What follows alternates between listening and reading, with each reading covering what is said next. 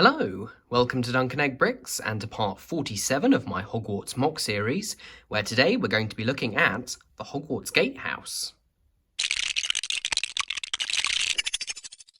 This is part of the castle you might not be completely familiar with.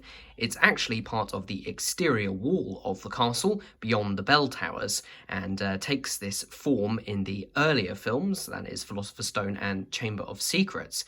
Unlike the rest of the castle, I have not actually modelled it after the Half-Blood Prince version, mainly because this particular gatehouse, which I believe was originally taken from not Durham Cathedral, sorry, Alnwick Castle, which is another one of the shooting locations on the early films, was actually replaced with a sort of octagonal domed greenhouse, which would have been really fun to try and build, but I probably would have been more trouble than it was worth, and I don't know if I would have actually had the space to go ahead and make it. So I thought I'd go with the slightly simpler version because I knew I could do that justice. So let me just get myself out of the way and I will give you a little tour. Apologies that I'm not doing a full build video on this one.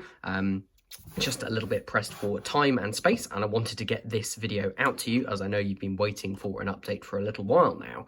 So I'll show it in context later, but just for now you can see I've propped it up on some stacks of bricks. I've actually gone ahead and bought the dark bluish grey plates that are going to form the base. I don't know what I'm going to do under here just yet, so any suggestions would be really helpful. Leave them in the comments below.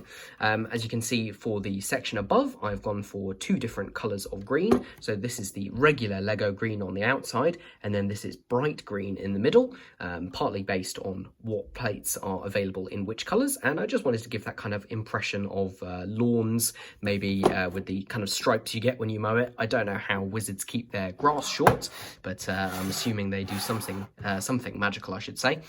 Just flipping it around the back. Here we've got the path that will lead out from the bell towers over towards the main door, and that does open. It's just a standard door, although it's actually the second door that I used on this. I had a little bit of an unfortunate accident with one that I was trying to use. I tried to put the little wooden door in there, the little insert instead of the glass, and the entire thing snapped in half. I don't know if this is a victim of the brittle reddish brown, quite possibly, but yeah, that is I don't like throwing away Lego pieces, but that is just destined for the bin, unfortunately. Luckily I did have a spare, so I've put that in there. I did play around with a few variations in terms of the scale, but ultimately, as you'll see when I put it with the rest of the castle, this was the scale I settled on, and I think the look is pretty good. I've managed to make use of one of these pentagonal tiles, which has the sticker of the Hogwarts house crest on it, or I should say the Hogwarts crest on it with the 4 houses. This came in a couple of sets. There's 2 very similar ones. I'll just grab the other one. Another one here. I think one of them was in the first flying lesson set and another one was in the Chamber of Secrets set. Do correct me if I'm wrong, but I just went ahead and used one of those because looking at the miniature, or rather looking at Hogwarts 4D's interpretation of the miniature, the Hogwarts crest does actually appear just there on the model, so I thought why not go ahead and use that tile. If you're curious as to where this arch piece is, because it's not one that you might be familiar with, it's actually just 2 of these arch pieces with a plate in the middle, but with this tile in the way, you could almost believe it's a complete arch, so I was pretty happy with how that works. And then there's a smaller arch just on the inside. For the walls here, I've used a technique which I'm going to be using all the way down the side of the castle. So that is a strip of dark bluish grey at the bottom, and then 3 bricks height of a mixture of tan and medium nougat bricks, and then another plate layer, this time in dark tan, followed by this repeating pattern of these slopes on the top. So yeah, if you saw my what was I going to say, my courtyard upgrade video, you'll know I took a lot of these slopes off that, and I did say they were going to be repurposed, and this is one of the places that they are going to be repurposed. In fact, I needed to buy more of them in order to work this all out.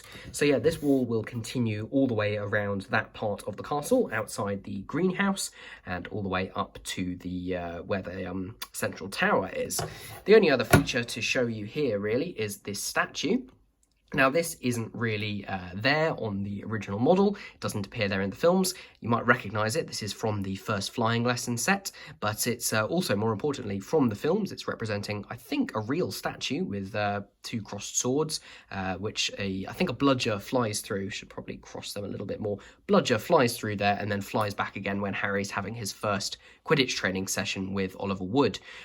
So I thought, you know, I've got this figure, I've got this statue, and I want to put it somewhere. And since I'm not going to be representing what's called the training grounds area, which is the area where Harry has that lesson from Wood, I thought I'd put it here, and I think it looks pretty good. It's just on the 2x2 brick with the vertical lines, the round brick I should say, that it came on, and I think it suits that environment pretty well.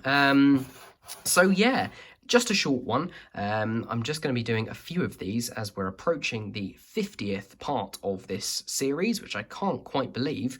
I'm going to try and make sure that by part 50, I have finished the exterior of this half of Hogwarts. As you know, I'm going to be doing the other half, sort of back half, with the clock tower and the viaduct and so on, but that is going to be a project for a little bit in the future. I have got some plans. So yeah, this, and there'll be 2 more parts of exterior terrain that I'm going to be doing. I will hopefully be doing a proper build video for those, and then I've got 1 more video within that, which will be a little bit of a surprise. Yeah, hopefully I'll be able to get that out soon. So thank you very much for watching, and thank you for your patience. It's been a little bit busy at the moment, getting back to work after the Easter holidays, but now things are settling down a little bit more. I should be able to bring you these in a little bit more, or rather a little bit more regularly. So thank you very much for watching. Please subscribe for future videos. Give the video a like down below. Let me know what you thought about this and any suggestions you have for what should go underneath, not just this part, but at least one of the other parts of terrain. And I will see you again very soon. Before I go, I did promise to show you this in situ and then completely forgot. So yeah, this is where it goes, right at the end of the castle. I've managed to make it work so it goes right to the edge of the shelf. Ignore the massively oversized Harry and Hedwig brickheads. So anyway, yeah, this will be the view down the side of the castle. Greenhouse will be about there, and then this wall will continue, turn through 90 degrees, go all the way along the side, and then join up where the where this part is. Also, I have replaced some of these plates with some bright green as well. So anyway, that's the actual end of the video. Thank you for watching, and I'll see you again very soon.